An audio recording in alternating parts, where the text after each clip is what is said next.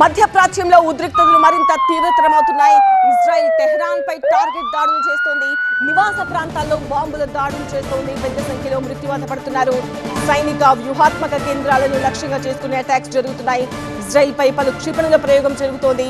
Iran ప్రతీకారం Israel పై దాడులు ముమ్మరం చేసింది.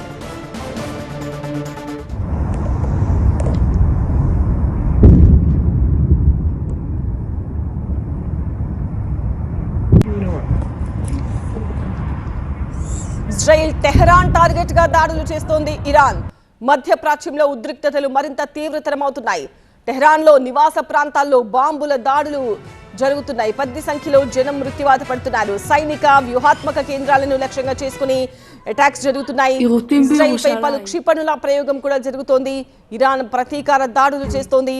ఇజ్రాయెల్ పై దాడులను ముమ్మరం చేసింది.